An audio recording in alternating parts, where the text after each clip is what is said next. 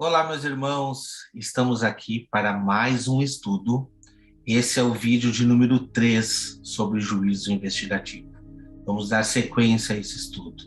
No primeiro vídeo, nós estudamos ali um pouco sobre o site propriamente dito da Igreja Adventista, que traz ali os primeiros escritos e que traz exatamente essa crença do juízo investigativo da Igreja Adventista, né? Ali a gente tem muitas histórias de como que se iniciou esse juízo investigativo, como que se iniciou essa crença.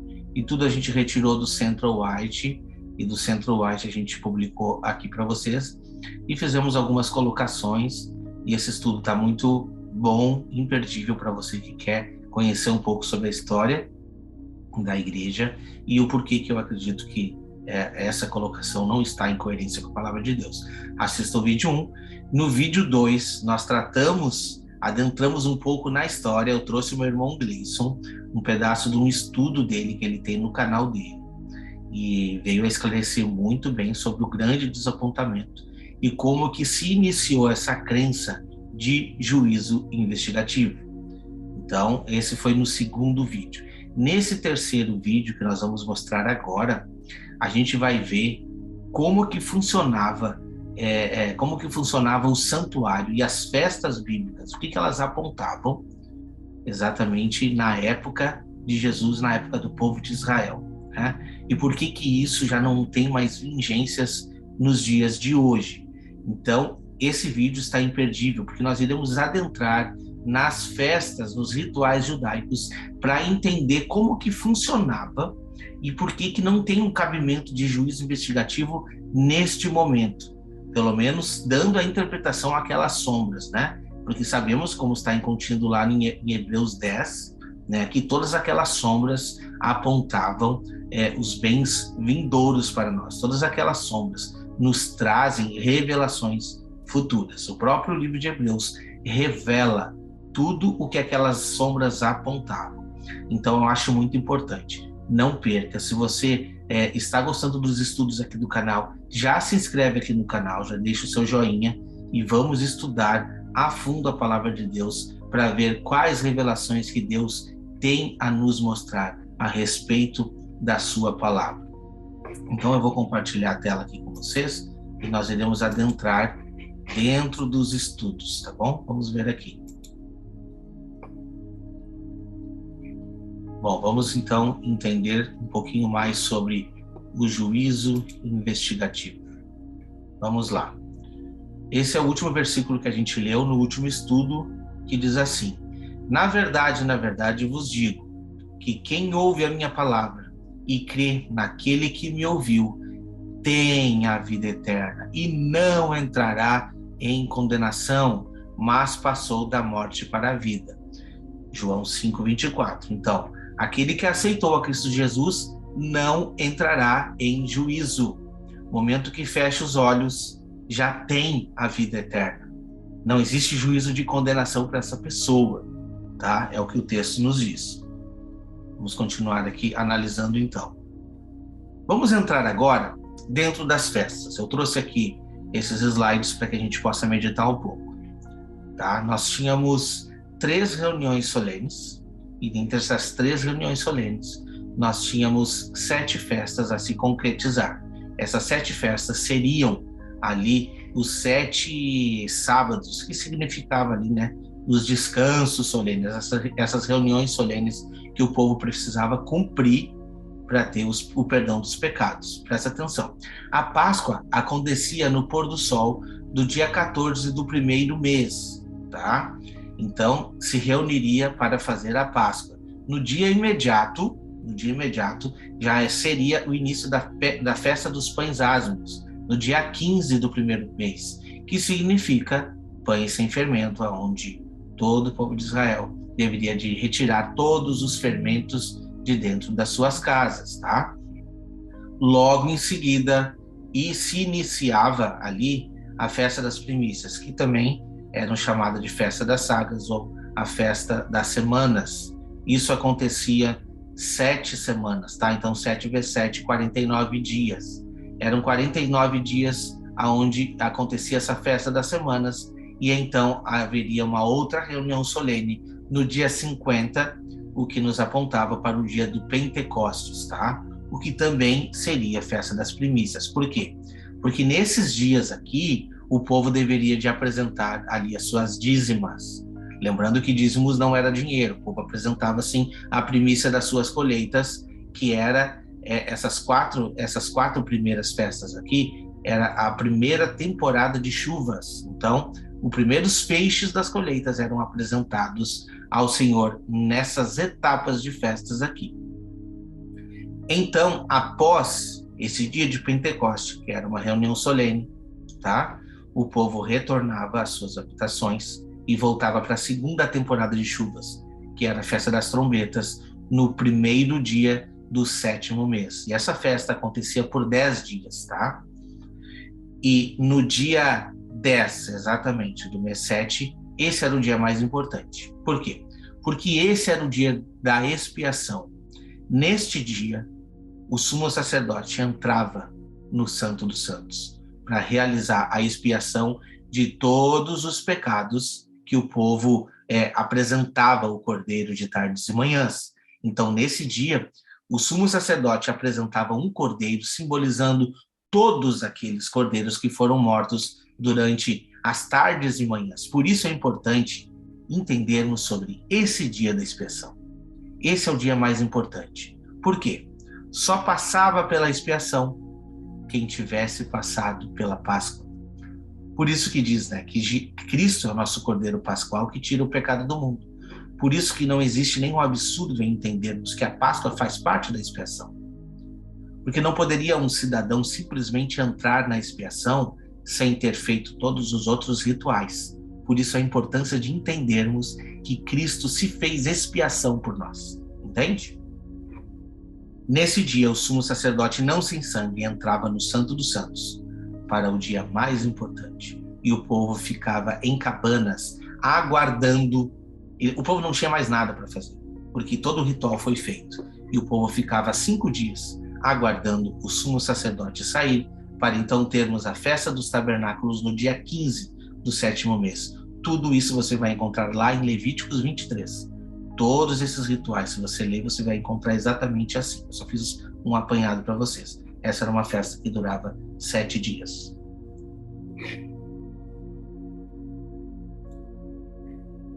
Então, vamos lá. Vamos dar mais uma especificação aqui. No dia 14 do primeiro mês, como eu disse, no pôr do sol, tínhamos a primeira reunião solene. No dia 15, por 7 dias, teríamos a festa dos pães asmos, né? E essa daqui era a festa do pão sem fermento. Depois desses 7 dias, teríamos a festa das semanas, que eram colhidas todas as primícias da terra e apresentadas perante os sacerdotes para aquela reunião solene. E principalmente a festa dos Pentecostes, no dia 50. Essa era uma reunião solene muito importante. Depois disso, o povo retornava para suas casas para ter, então, a festa das trombetas, que era um descanso solene no dia 1º do 7º mês. E no dia 10, teríamos o grande dia da expiação. Esse daqui é o dia mais importante, como eu falei para vocês. E olha só, a festa dos tabernáculos, isso eu queria frisar para vocês, seria depois da festa da expiação, no dia 15, uma festa de 7 dias. Só que, na verdade, não era. Eram contados 8 dias. Que era exatamente o dia imediato, a saída do sumo sacerdote, mais 6 dias e mais um dia, significando o 8º dia, né? E essas festas aqui, a festa dos tabernáculos, era a festa da colheita das últimas chuvas. O povo também deveria de apresentar as suas primícias da última colheita, tá? Isso simboliza a igreja apresentando os seus últimos frutos. E esses 8 dias, esse 8º dia, está nos apresentando o dia eterno. Então, todas essas sombras nos trazem revelações, assim como está contido lá em Hebreus 10, no versículo 1. Todas as sombras apontavam para uma realidade. Por isso é importante entendermos sobre sombras e realidades. Temos um estudo aqui no canal falando exatamente sobre esses pontos, e é interessante que você verifique. Vou deixar aqui na descrição o vídeo do estudo sobre sombras e realidades, tá bom? Agora vamos adentrar um pouquinho aqui neste ponto, então. Vamos ver. A Páscoa significa a morte de Cristo, tá? Os pães asmos significam o cordeiro sem defeito, ou o corpo de Cristo, né? As primícias também significa a ressurreição ao terceiro dia, o grão de trigo que caiu caiu na terra e morreu para gerar, né, a nova plantação, tá? Os pentecostes significam o revestimento de poder, que a gente sabe que foi derramado depois que Cristo ascendeu aos céus. E as trombetas também significa essa própria pregação que Cristo fez assim que ele ressuscitou, porque ele esteve por 40 dias, né, pregando sobre a terra, e depois a igreja concluiu essa pregação, continuou pregando, e essa é a nossa missão até os dias de hoje. Por isso entendemos que ainda teremos essas 3 últimas festas. Lógico que a representação, né, não o cumprimento literal, mas a representação, quando a gente vai ver lá em Apocalipse 11, as 2 testemunhas pregando, anunciando, né? A trombeta significa a anunciação do evangelho. E a expiação significa nada mais do que o ministério do grande sumo sacerdote que adentrou ao céu. Quando? Essa é a pergunta-chave para se fazer. Porque o ministério do grande sumo sacerdote era feito quando ele entrava no Santo dos Santos para fazer expiação. E esse simbolismo é feito quando Cristo adentra o céu, de uma vez por todas. E isso é o que o livro de Hebreus nos apresenta a respeito deste grande dia da expiação. O dia da expiação era o dia mais importante para o povo na terra. E esse é o dia mais importante para nós, porque é o que o sumo sacerdote está fazendo por nós hoje. A intercessão pelos nossos pecados. E a expiação, ela tem, como eu falei para vocês no slide anterior, ela tem o seu primeiro cumprimento aqui, ó, porque o povo precisava passar por todas as etapas. Então, quando a gente aceita Cristo Jesus morrendo na Páscoa, nós já estamos fazendo o nosso ministério de expiação. Essa expiação já está sendo feita por nós, porque ele também é o cordeiro que foi oferecido por nós, aquele cordeiro que era morto por todos os outros cordeiros, e então aquele sangue era aspergido uma vez no Santo dos Santos. Por isso, o ministério de Jesus no Santo dos Santos hoje é o mais importante, tá? Porque ele é o nosso advogado, ele está intercedendo por nós mediante ao seu sangue que foi oferecido. E quando será, então, a festa dos tabernáculos? Ora, a festa dos tabernáculos será quando Cristo voltar à terra, que é o simbolismo da saída do sumo sacerdote no grande dia do Yom Kippur, a saída dele do lugar santíssimo para a festa das cabanas que nós tínhamos. E esta é uma grande trombeta que será tocada. Por isso que lá no Apocalipse a gente vê, né, a 7ª trombeta, a trombeta mais importante, que será soada quando Cristo vai sair dos céus e vir até a terra, para termos o grande tabernáculo, como diz o próprio livro de Apocalipse, eis o tabernáculo de Deus com os homens. Por isso é importante entendermos esses pontos, né? Vamos então entrar dentro de alguns pontos e vermos o cumprimento desses pontos com Jesus Cristo e a igreja.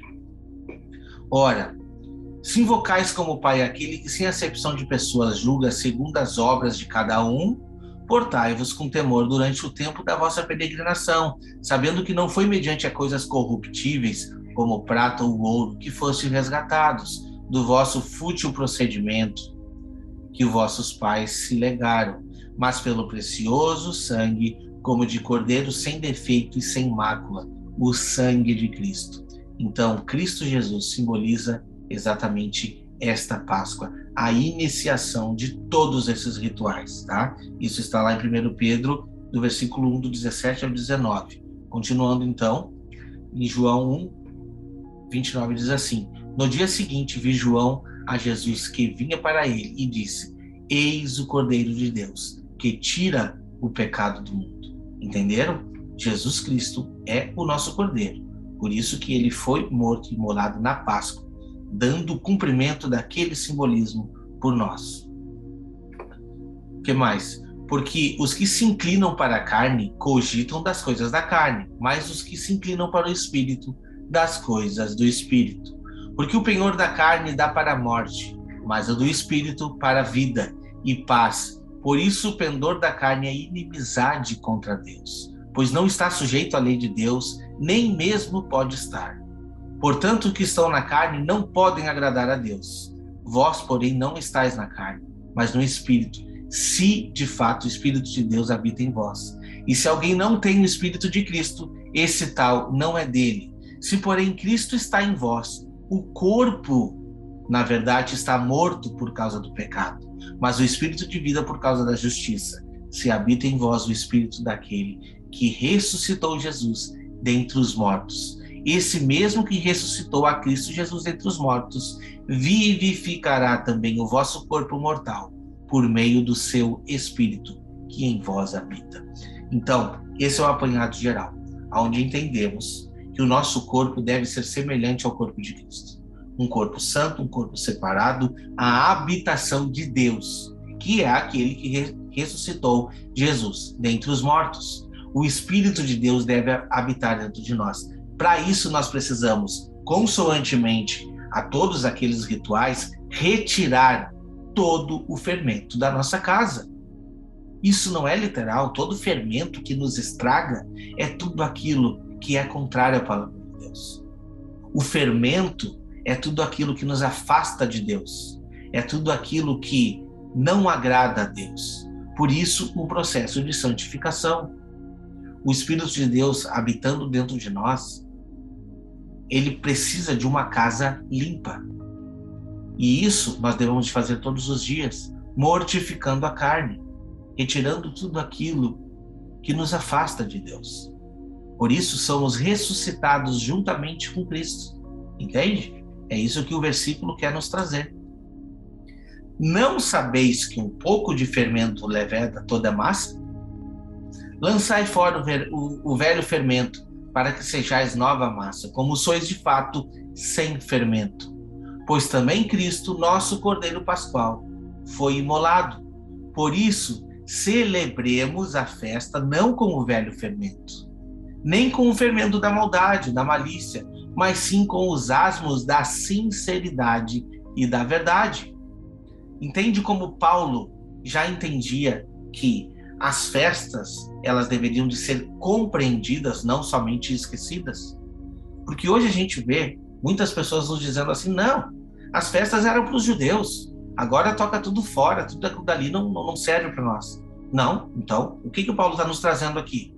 Entenda o cumprimento das festas em nós. O corpo da igreja deve cumprir todas as etapas das festas. Porque se nós não passarmos por todas as etapas, não resta expiação, não resta sangue por nós. Esse é o ponto principal de entendermos a graça. A graça só vem para cobrir aquilo que a nós é impossível. Não está dizendo que a gente não tem que lutar contra a carne. Muito pelo contrário. Muito pelo contrário. A nossa responsabilidade é muito maior agora.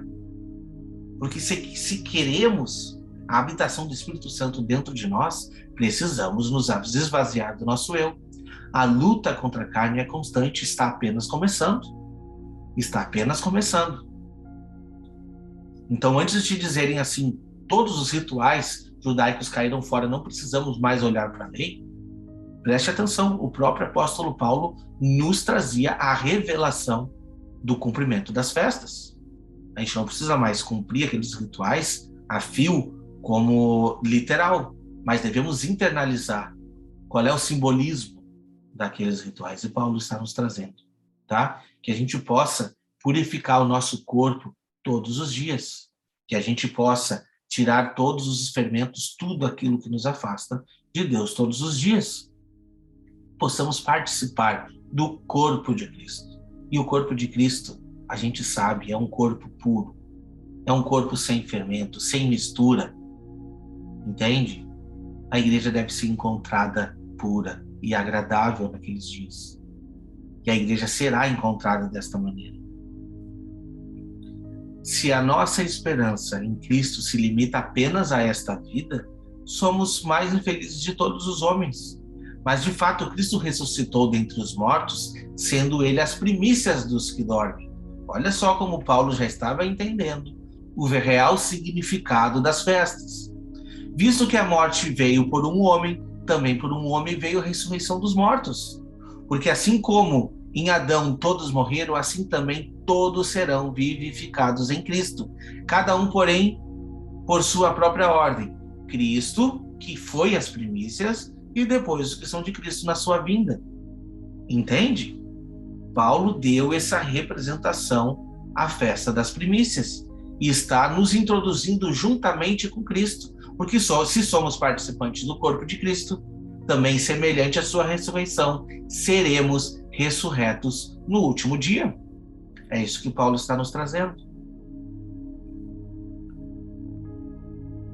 Fiz o primeiro tratado, ó Teófilo, acerca de tudo que Jesus começou, não só a fazer, mas a ensinar, até o dia que foi recebido em cima, depois de ter dado mandamentos pelo Espírito Santo aos apóstolos que escolhera, as quais também, depois de ter padecido, se apresentou vivo, com muitas infalíveis provas, sendo visto por eles por espaço de 40 dias, e falando das coisas concernentes ao reino de Deus. E estando com eles, determinou-lhes que não se ausentassem de Jerusalém, mas que esperassem a promessa do Pai, que disse ele: de mim ouvistes, porque na verdade João batizou com água, mas vós serais batizados com o Espírito Santo, não muito depois desses dias. Olha só que interessante, Atos 1, do 1 a 5 já estava trazendo que depois que Jesus subisse aos céus, nós teríamos a concretização da festa dos Pentecostes. O que seria a realização da festa da Pentecostes? Sim, a descida do Espírito Santo. Então nós tivemos todos aqueles milagres sendo concretizados ali pelos apóstolos 50 dias depois da morte de Cristo, né? 50 dias depois da ressurreição de Cristo, desculpa. Então, tivemos ali essa concretização, tá bom? E cumprindo-se o dia do Pentecostes, estavam todos concordemente no mesmo lugar, e de repente veio do céu um som como de vento veemente, impetuoso, e encheu toda a casa em que estavam assentados, e foram vistas por eles línguas repartidas, como que de fogo, as quais pousaram sobre cada um deles. E todos foram cheios do Espírito Santo e começaram a falar em outras línguas, conforme o Espírito Santo lhes concedia que falasse. Atos 2, 1 a 4. Então, é mais ou menos isso que eu falei para vocês, né? Essa festa, a representação dela, a concretização dela foi naquele momento. Mas devemos entender também que isso irá se repetir. Porque assim como temos as primeiras chuvas, também teremos as últimas chuvas. E as últimas chuvas serão maiores, porque a gente tem a promessa do derramamento do Espírito Santo nos últimos dias. E essa promessa é referência à igreja, onde teremos uma grande massa de pregação, onde teremos os últimos frutos. E se nós formos ver a respeito dos últimos frutos, eles eram maiores do que os primeiros. Então muitas pessoas irão se entregar a Deus. Muitos serão apresentados como primícias perante Deus nos últimos dias, nas últimas pregações. Por isso é importante de você entender sobre Apocalipse 11, as duas testemunhas, tá? E o tempo determinado da pregação dessas duas testemunhas. E exatamente o mesmo tempo de perseguição, os 1260 dias, até a volta de Cristo, né? Então é muito importante que a gente entenda todos esses pontos, tá bom? Todos esses pontos são relevantes para a compreensão das profecias. Bom, vamos lá então. Agora a gente vai adentrar dentro dessa troca de aliança e a gente vai entender a respeito desse dia, o dia da expiação, tá? Vamos lá então. A respeito desse dia que é o dia mais importante.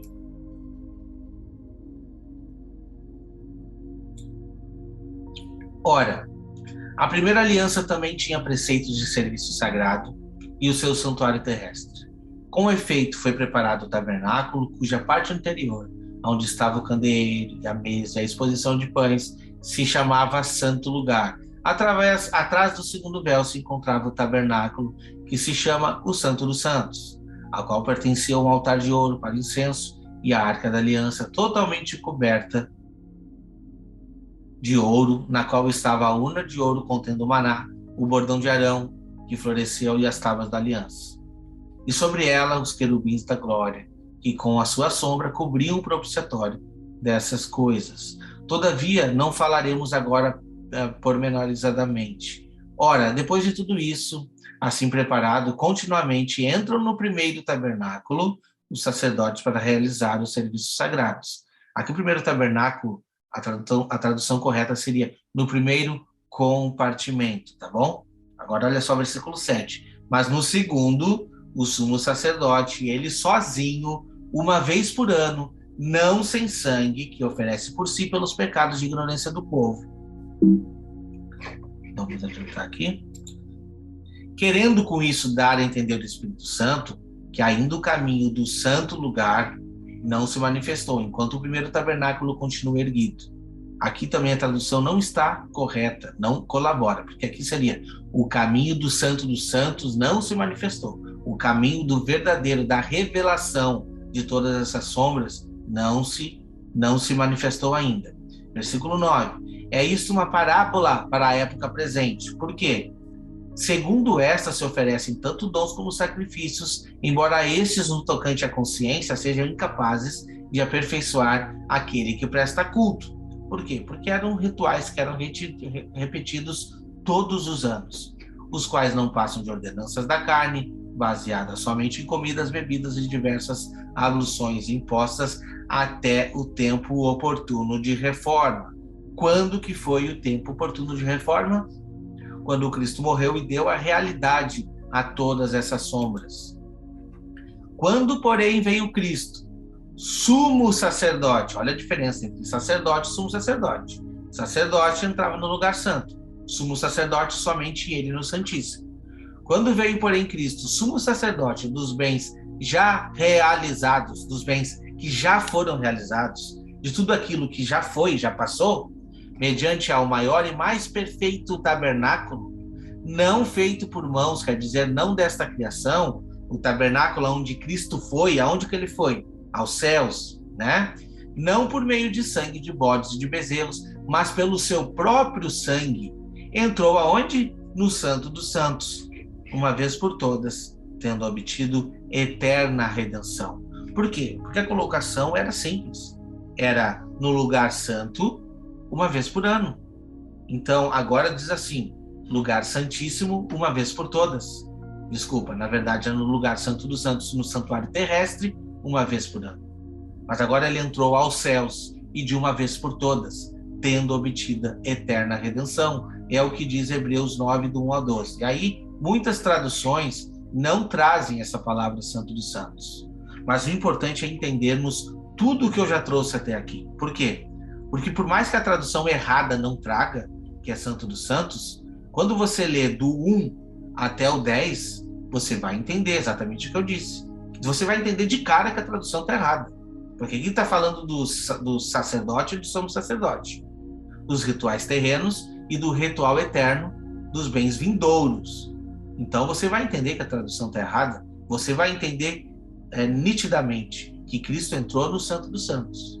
Como a gente pode também reconhecer lá em Hebreus 10, 19, que diz que ele é esse véu de separação que tinha, porque o homem não podia entrar no lugar santíssimo, então existia esse véu de separação. Esse véu se rasgou de cima a baixo, nos dando livre acesso. E aí a palavra nos diz que a gente tem a intrepidez para entrar no Santo dos Santos, pelo novo e vivo caminho que ele descortinou. Entende? Cristo nos deu o acesso ao Pai por ele. Por isso a gente não precisa mais de nenhum intercessor por nós. Nós temos somente um, que é Cristo Jesus. Não precisa mais procurar pastor, procurar padre, procurar ninguém. Ninguém é mais teu representante, a não ser Cristo Jesus, porque ele derramou o seu próprio sangue por nós. Isso é importante de entendermos. Olha só o que eu separei aqui também. E quase todas as coisas, segundo a lei, se purificam com sangue. E sem derramamento de sangue, não há remissão de pecados. De sorte que era bem necessário que as figuras das coisas que estão no céu assim se purificassem. Entendeu? É figura das coisas que estão no céu. Mas as próprias coisas celestiais com sacrifícios melhores que esses. Porque Cristo não entrou num santuário feito por mãos humanas, mas figura do verdadeiro. Porém, Cristo não entrou no santuário feito por mãos, figura do verdadeiro. Porém, no mesmo céu, né? Porém, no mesmo céu, para agora comparecer por nós perante a face de Deus. Perante a face de Deus no lugar santo ou santíssimo. Porque ele entrou no céu a partir do momento que ele ascendeu aos céus. Ele já entrou. Então, se ele está perante a face de Deus, é no qual lugar? É no lugar santíssimo. Tá? Por mais que a gente só está trazendo isso porque quem deu fez toda essa confusão foi a própria igreja adventista. Por isso que a gente está trazendo isso, porque eu entendo que o céu não tem divisão. Não existe mais divisão no céu. Não existe um santuário literal no céu com divisão, aonde são oferecidos. Não existe ninguém lá derramando sangue. É uma representação do sangue de Cristo que foi derramado. Entende? O santuário é o próprio céu. É essa que é a verdade. Nem também para se oferecer muitas vezes, como o sumo sacerdote cada ano entra no santuário com sangue alheio. Porque ele entrou com o seu próprio sangue, é o que diz o versículo 25, como a gente já tinha tratado no versículo anterior também. De outra maneira, necessário lhe fora padecer muitas vezes, desde a fundação do mundo. Mas agora, na consumação dos séculos, uma vez se manifestou. Quantas? Uma vez. Para aniquilar o pecado pelo sacrifício de si mesmo. E como aos homens está ordenado morrer apenas uma vez, vindo depois disto o juízo, assim também Cristo ofereceu-se uma vez para tirar o pecado de muitos. Aparecerá segunda vez, sem pecado, aos que esperaram para a salvação. Olha só que interessante. Como o homem está ordenado morrer uma vez, vindo depois disso o juízo, não o julgamento, o juízo, por aquilo que você fez. Por quê? Assim também Cristo ofereceu-se uma vez para tirar os pecados de muitos, tá? Aparecerá a segunda vez, sem pecado. Para quem? Para os que o esperaram para a salvação. A diferença é essa. Os que estão o esperando para a salvação e aqueles que não aceitaram. Aqui já está o julgamento. Se você o espera para a salvação, você já está julgado. Se você não o espera para a salvação, você também já está julgado. O que vai vir sobre você é o juízo. Quando diz ali, como a gente leu, que os justos irão de julgar o mundo, é para comprovar esse juízo. Não é para... Porque se os justos estão julgando o mundo, eles já foram julgados, entende? Não vai existir, por exemplo, o justo julgando o mundo e diz, não, esse daqui pode vir para cá, porque não foi tão injusto assim. Não vai haver isso. É uma comprovação de juízo. O juízo que vai vir para aquele que não aceitou. A salvação é em vida. O julgamento é em vida. Esse é o ponto mais importante que você precisa internalizar. Hebreus 9, 24 a 28.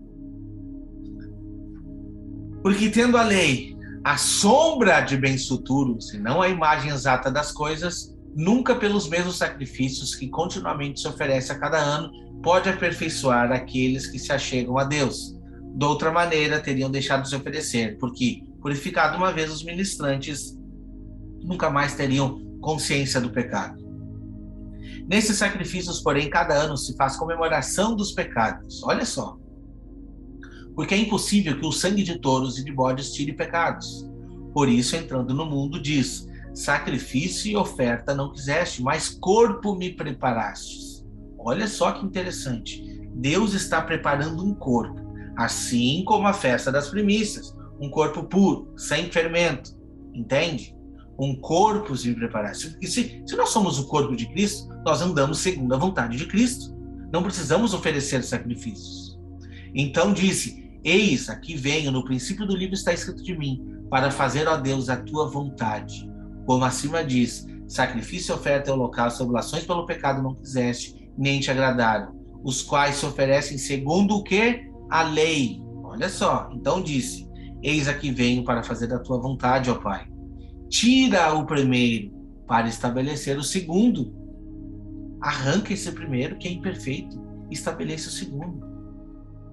Aquele sangue de touro não vale de nada. O sangue precioso é o de Cristo, que entrou no Santo dos Santos de uma vez por todas, com o seu próprio sangue. Entende a diferença? Na qual vontade temos sido santificados pela oblação do corpo de Jesus Cristo, feito todas as vezes? Feito todos os sacrifícios? Não. Uma vez. E de uma vez por todas. E assim todo sacerdote, ele está repetindo, vou repetir de novo, para vocês verem que não é coisa da minha cabeça. Assim todo sacerdote aparece cada dia, ministrando e oferecendo muitas vezes os mesmos sacrifícios que nunca podem tirar pecados. Mas este, havendo oferecido para sempre um único sacrifício pelos pecados, está assentado aonde? À destra de Deus. E daqui em diante esperando até que todos os seus inimigos sejam postos por escabelo dos seus pés. Exatamente como está lá em Salmo 100. Porque com uma só oblação aperfeiçoou para sempre os que são santificados. E também o Espírito Santo lhe testifica. Porque depois de haver dito: esta é a aliança que farei com eles depois daqueles dias, diz o Senhor. Porei as minhas leis em seu coração e as escreverei em seu entendimento, e acrescenta: jamais me lembrarei dos seus pecados e das suas iniquidades. Ora, aonde há remissão destes, não há mais oferta pelo pecado.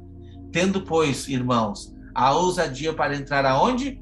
No Santo dos Santos, pelo sangue de Jesus, pelo novo e vivo caminho que ele consagrou, pelo véu, isto é, pela sua carne que se rasgou. E tendo um grande sacerdote sobre a casa de Deus, cheguemo-nos com verdadeiro coração e inteira certeza de fé, tendo os corações purificados da má consciência e o corpo lavado com água limpa. Tá aqui. O que mais que a gente precisa? O que mais você precisa saber? Precisa um anjo vir do céu e dar uma revelação para uma mulher e te dizer coisa diferente disso? Me desculpa, mas a Bíblia é muito clara em dizer: Jesus entrou no lugar santíssimo. Tá? Se até hoje você não escutou isso, escute. Doutrina de juízo investigativo é uma farsa. Grande desapontamento é uma farsa. O que veio depois do grande desapontamento também é uma farsa. Em 1844, sabe o que aconteceu? Vou dizer para você agora. Em 1844 não aconteceu nada. Nada. Desculpa, eu acho que eu estou mentindo. Aconteceu sim. Vitória para Satanás. Satanás venceu nesse dia. Porque ele conseguiu enganar muita gente, está enganando a muita gente. Porque está contraindo, está tirando a palavra de Deus, a verdadeira revelação que te dá uma autoridade que você nem sequer sabe que tem, de entrar no Santo dos Santos. A pergunta que você deve se fazer é o seguinte: quando que o livro de Hebreus foi escrito? Depois ou antes de 1844?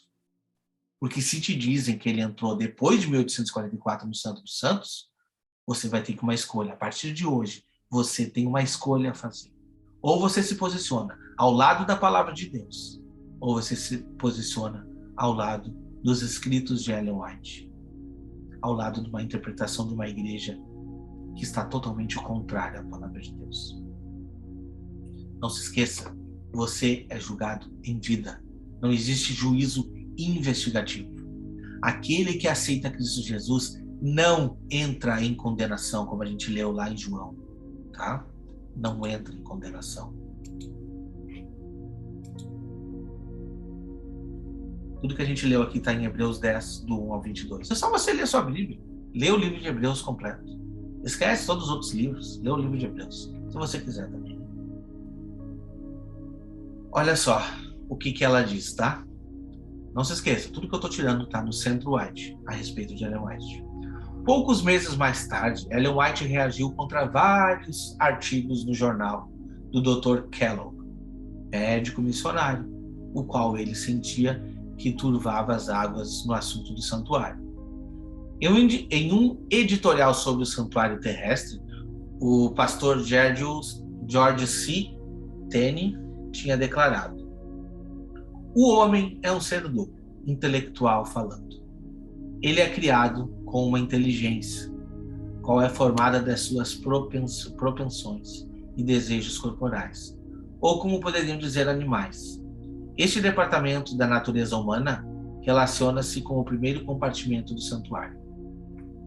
Mas o homem também, de sua natureza animal, infinitamente superior a ela, isto é chamado o íntimo do homem, ou o homem interior, quando Cristo vem a nós nos méritos do seu próprio sangue, como sumo sacerdote, entra onde? No coração, o lugar santíssimo. Ele transmite vida e poder para energias dormentes da glória divina. E então, da alma humana, a glória brilha visivelmente. Esse é um médico missionário, em junho de 1904, está lá em pp 169/70. Tá? Isso eu retirei dos livros dela. Em resposta a este e outros editoriais, Ellen White escreveu para Tenney: fiquei surpresa e triste ao ler alguns dos seus artigos no Médico Missionário, especialmente a este sobre o santuário. Esses artigos mostram que você tem se afastado da fé. Você tem ajudado a confundir a compreensão do nosso povo. A correta compreensão do missionário no Santuário Celestial constitui o alicerce da nossa fé. Carta 208, 1906. Porções do Evangelismo 221. Então, assim, ó, existem muitas interpretações a respeito desse ponto. O que esse evangelista trouxe, eu achei muito interessante, porque, na verdade, assim, ele errado, ele não está no ponto. É uma colocação que ele fez ali. Isso que está trazendo o próprio Central White, não sou eu, tá? E a colocação dele é: o homem pecador, e a gente representa esse lugar santo, que é um lugar que, por mais que seja santo, precisa de sangue, precisa de derramamento de sangue, precisa de entrega, precisa de oferta, precisa de pia, precisa de lamparinas, precisa de caminho a ser seguido, precisa de um sacerdote para nos guiar, entende? Só que existe um lugar, o que ele trouxe interessantíssimo demais, existe um lugar que hoje é habitado pelos céus, que é o nosso coração. Um lugar onde essa lei deve ser gravada, não mais no Santo dos Santos, dentro do nosso coração. É o que a própria palavra nos diz, essa lei deve ser gravada aqui dentro, entende? Internalizada, para que a gente possa purificar esse santuário. Mas vai chegar um dia dessa purificação. Vai haverá esse dia de purificação, tá? Por isso que é interessante também entendermos outro ponto, e esse outro ponto nós iremos entender no próximo vídeo, que a profecia das 2.300 tardes e manhãs, e o santuário será purificado, não é será purificando, porque, mediante aos cálculos adventistas, essa profecia se terminou em 1844, mas ela não terminou, ela continua. Tipo assim, a profecia diz que 2.300 tardes e manhãs o santuário será purificado, mas na verdade o que eles entendem é que será purificando, de reticências, né? E segue, porque nunca vai ter um fim. O fim é com a volta de Cristo, mas não sabe quando. Não é purificando, é purificado. Vai chegar um momento, assim como as festas judaicas, assim como os rituais do povo de Israel, chega um momento que o sumo sacerdote sai do lugar santíssimo. Nós estamos nessa transição que eu trouxe para vocês, daqueles 5 dias, onde o povo esperava a festa da expiação, onde o sumo sacerdote entrava no lugar santíssimo e o povo ficava nas suas cabanas aguardando aquele grande dia de Yom Kippur, quando ele saía do lugar santíssimo para celebrar a festa dos tabernáculos.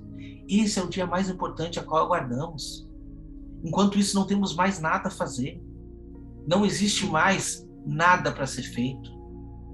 A única coisa que devemos fazer hoje, se já aceitamos Cristo como nosso Cordeiro, se já aceitamos Cristo como tendo feito uma expiação por nós, porque ele já ofereceu o seu próprio sangue, se já aceitamos isso, hoje devemos nos preparar como sendo esse corpo, esse pão asmo, sem fermento, sem doutrinas erradas, sem mentira, preparada, santa e pura, aguardando a plena volta do Senhor Jesus.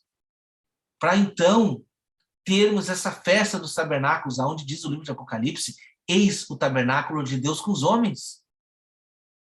Esqueça todas essas mentiras. Isso não é verdade. No próximo vídeo, iremos estudar sobre a profecia das 2.300 tardes e manhãs, tá?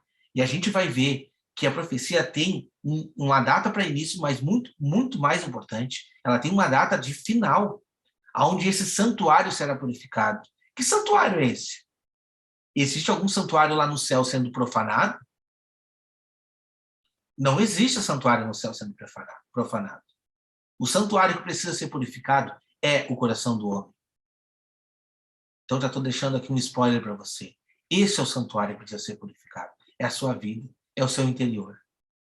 Esse santuário precisa ser purificado. Por isso que a graça de Jesus habita dentro de você, te dando ainda a oportunidade, te dando chance, porque a expiação já foi feita na cruz. O simples ritual que está acontecendo nesse momento, a representação dessa expiação, nos aponta um advogado junto ao Pai. E o texto mais importante, eu vou repetir, porque eu já coloquei aqui, e eu vou repetir para você. O texto mais importante. Na verdade vos digo que quem ouve a minha palavra e crê naquele que me enviou, tem a vida eterna e não entrará em condenação. Outras Bíblias dizem, não entrará em juízo, mas passou da morte para a vida. Tem, não terá. Não entrará em condenação. Não existe juízo investigativo. Eu digo com toda a propriedade para você, tá? Não existe juízo investigativo. Apresente isso para quem você quiser. Não existe juízo investigativo. Biblicamente falando, não existe. Jesus é o teu advogado. Jesus, ele morreu por ti e ele está comparecendo junto ao Pai, intercedendo por você e te dando uma nova oportunidade no dia de hoje para aceitar a sua palavra. Se você gostou desse vídeo, não se esqueça de se inscrever aqui no canal, compartilhe com todo aquele que precisa entender sobre essa mensagem e não perca o próximo estudo, que está imperdível. Nós iremos tratar aqui sobre as 2.300 tardes e manhãs e você vai ver muitas coisas caindo, muitas outras mentiras sendo esclarecidas à luz da palavra somente, tá? Sem nenhum anjo relator, sem nenhum outro profeta querendo dar interpretação. A Bíblia se explicando. Que Deus te abençoe e até o próximo vídeo.